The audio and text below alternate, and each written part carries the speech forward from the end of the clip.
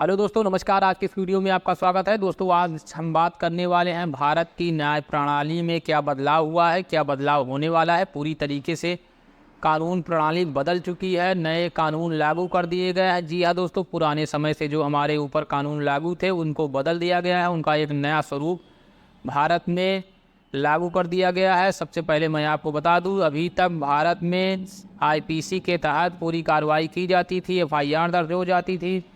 तो अब उसको पूरी तरीके से बदल दिया गया है। उसको आईपीसी का एक नया स्वरूप भारतीय न्याय संहिता के नाम से दे दिया गया है।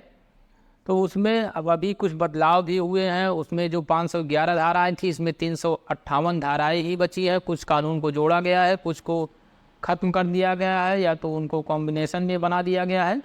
इस तरीके से जो बदलाव किया गया है उससे क्या फ़ायदे होने वाले हैं, क्या नुकसान होने वाले हैं।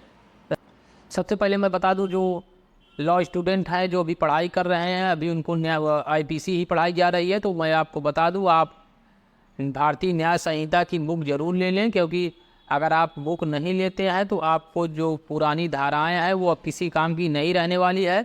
हाँ, जो पुराने अधिवक्ता हैं, जो जिनका पुराना मुकदमा है, उनकी जो है मुकदमे की कार्रवाई उन्हीं आईपीसी के तहत ही की जाएगी। अर्थात जो पुराने मुकदमे हैं, सीआरपीसी एविडेंस एक्ट, उनको पुराने तरीके से ही देखा जाएगा, उनको समझा जाएगा। लेकिन जो अभी नए मुकदमे दर्ज होंगे वो भारतीय न्याय संहिता से दर्ज होंगे। 1 जुलाई 2024 से ये लागू कर दिया गया है।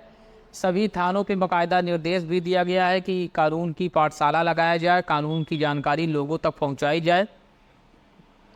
क्योंकि अभी तक जो जानकारी थी लोगों की, जैसे आईपीसी के तहत 302 में हत्या का प्रावधान था, जो कि अनपढ़ लोग भी जानते थे।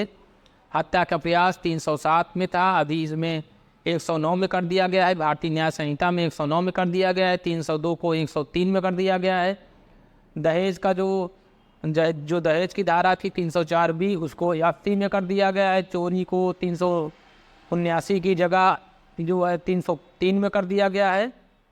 इस तरीके से जो दुष्कर्म जो था, जो 376, जो बलात्कार, जो रेप की धारा थी, उसको 63 में कर दिया गया है। 64 में 63-64 में बलात्कार को परिभाषित कर दिया गया है। दंड के लिए प्रावधान 64 में कर दिया गया है। धोखाधड़ी 420 को 318 में कर दिया गया है। इस तरीके से जो पूरी बदलाव है, पूरी प्रणाली है, पूरी कानून व्यवस्था बदल चुकी है। और इससे कुछ वकील और कुछ लोगों को परेशानी ज़रूर होगी, क्योंकि अभी तक जो धाराएं थी, जो लोगों का काम करने का तरीका था, वो एक तरीके से उसमें ढल चुके थे लोग। अब इनको एक बार समझना पड़ेगा, जानना पड़ेगा, उसके बाद ही वो हर तरीके से कार्य कर सकते हैं। और अगर आप इस तरीके से जानकारी रखते हैं तो आपको आने वाले समय में, आप अधिवक्ता हों, आप नॉर्मल कोई भी व्यक्ति हो, उसको जानना चाहिए, अपने देश का कानून ज़रूर जानना चाहिए। तो अगर आपको इस तरीके की जानकारी चाहिए तो हमारे चैनल को सब्सक्राइब करके बेल आइकन को ज़रूर दबा लें। दोस्तों, सबसे पहले ये सवाल उठता है कि क्या इसके कुछ फ़ायदे भी हैं या नुकसान भी है। तो मैं बता दूं, इसमें पुलिस को बहुत ही अच्छी पावर दी गई है। जो धारा 152 है, उसमें लोक सेवक को एक अलग से पावर दे दी गई है। जो पुलिस वालों के लिए अभी तक जो पावर थी वो तो थी ही, इनको एक अलग पावर दे दी गई है, जिनका ये दुरुपयोग भी कर सकते हैं, सदुपयोग भी कर सकते हैं। और इसमें सुप्रीम कोर्ट का एक बल्कि करेक्शन के लिए आदेश भी किया गया है, सुझाव भी दिया गया है कि अगर जो धारा 498 थी वो अब उसको 85 में परिभाषित कर दिया गया है। 85 के तहत धारा 498 अब भारतीय न्याय संहिता में 85 हो गई है।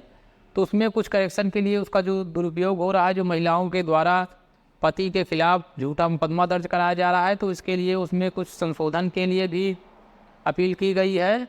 तो दोस्तों, सबसे पहले जानना ये है कि इसमें अगर जो आपकी न्याय प्रणाली है उसमें कौन कौन से बदलाव, क्या क्या होने वाला है। जैसे 376 के लिए अगर कोई नाबालिग से बलात्कार या रेप करता है तो अब उसको आजीवन कारावास या मौत की सज़ा हो सकती है। उसमें बाकायदा इस कानून को संशोधन कर दिया गया है। इस कानून में संशोधन जो हुआ है, अब इसके तहत ही इस लोगों को सज़ा दी जाएगी। जैसे अभी तक क्या था कि वीडियो फोटोग्राफी को सबूत के तौर पर नहीं केस माना जाता था, बहुत ही डिफ़िकल्ट परिस्थितियों में इसको स्वीकार किया जाता था, लेकिन अब इसको जगह दे दी गई है। इलेक्ट्रॉनिक माध्यम के सबूतों पे यहाँ पे जोड़ दिया गया है, जैसे व्हाट्सअप, फेसबुक या किसी भी प्रकार का मैसेज। अब इसको आप एविडेंस के तौर पे पेश कर सकते हैं, ये आपको कोर्ट के द्वारा स्वीकार किया जाएगा। इस तरीके के कई फ़ायदे हैं। जो अभी डिजिटल ज़माना था तो बदलना तो था ही, कानून को कुछ स्वरूप को बदलने की ज़रूरत थी, लेकिन अभी जो बदल के स्वरूप आया है अब उसको हम देखेंगे कि क्या फ़ायदे क्या नुकसान आगे वाले समय में लागू जब हो चुका है, अब FIR दर्ज होने लगी है नए कानून के तहत, तो अब इसके बाद पता चलेगा कि क्या हमको फ़ायदे हैं क्या नुकसान हैं। मैं आपको जानकारी अपडेट देता रहूँगा। दोस्तों, अगर हमारे चैनल पे आप नए हैं तो सब्सक्राइब करके बेल आइकन को ज़रूर दबा लें ताकि